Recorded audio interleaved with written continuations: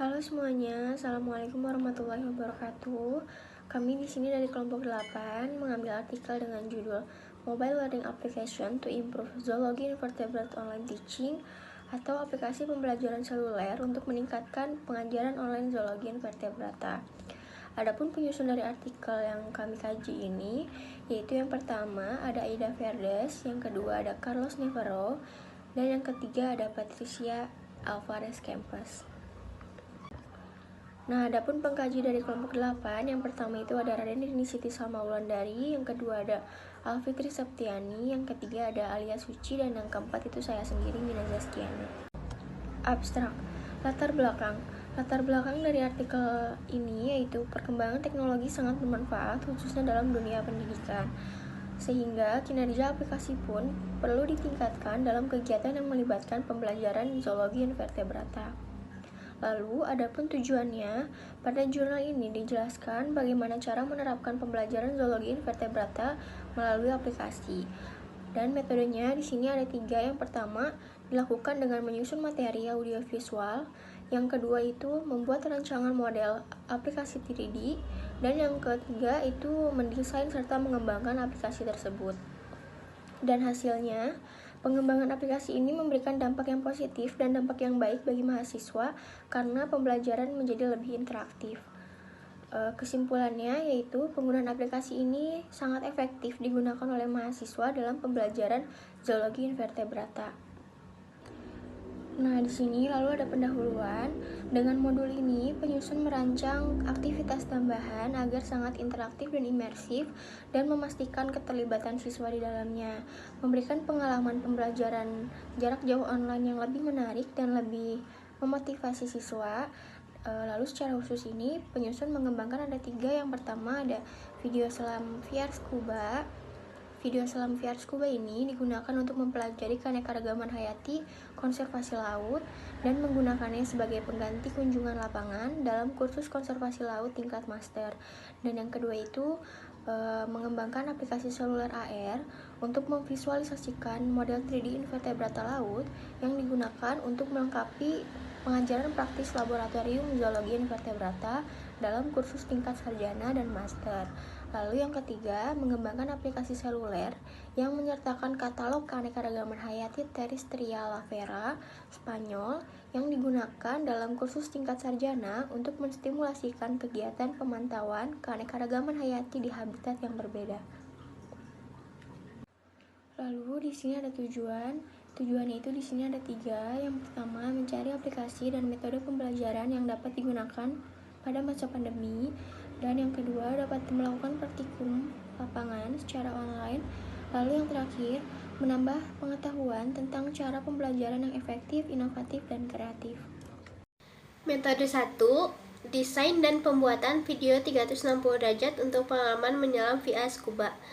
Penyusunan materi ini dilakukan di Laut Mediterania, Taman Nasional Cabo de Gata Niza, Almeria, Spanyol.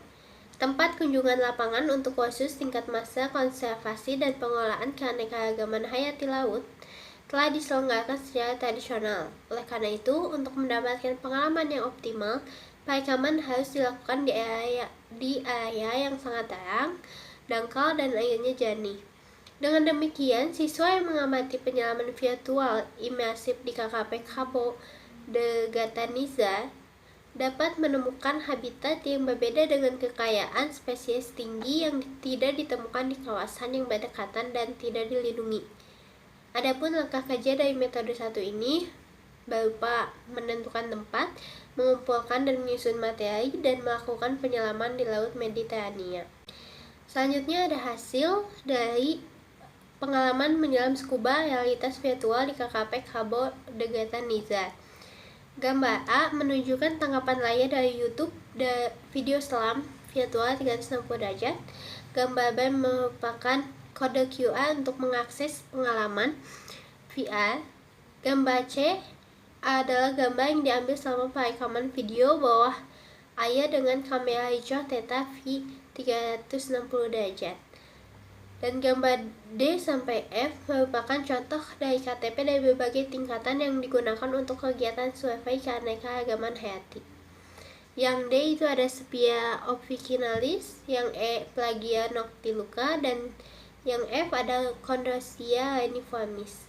Selanjutnya ada metode 2. Metode 2 ini membahas mengenai pembuatan aplikasi IA untuk memvisualisasikan model 3D hewan invertebrata. Dengan memanfaatkan ponsel cerdas, tentunya mahasiswa mampu mengetahui objek apapun yang berada dalam ekosistem tersebut. Meski metode ini cocok untuk pembelajaran zoologi invertebrata, namun masih memiliki keterbatasan dalam pemindaian organisme yang ukurannya lebih kecil. Adapun langkah-langkah yang dilakukan dalam metode ini berupa mengelompokkan spesies berdasarkan tingkat dan jenisnya, mengamati spesies sesuai tingkat dan jenisnya, dan mencari spesies yang terdapat dalam ekosistem tersebut dengan memanfaatkan internet. Di bawah ini ada tabel mengenai tingkat dan jenisnya. Jenis-jenis di bawah ini berada dalam tingkatan-tingkatannya berupa mudah, sedang, dan pakar. Metode yang ketiga di sini menggunakan desain dan pengembangan aplikasi seluler interaktif Vera. Teknologi ini dipilih karena paling efektif dan efisien, serta banyaknya konsep yang perlu dipelajari oleh mahasiswa. Teknologi ini awalnya dirancang untuk melengkapi pengajaran selama kunjungan lapangan yang dihabiskan untuk menjelajahi keanekaragaman hewan dan tumbuhan dari La Vera County.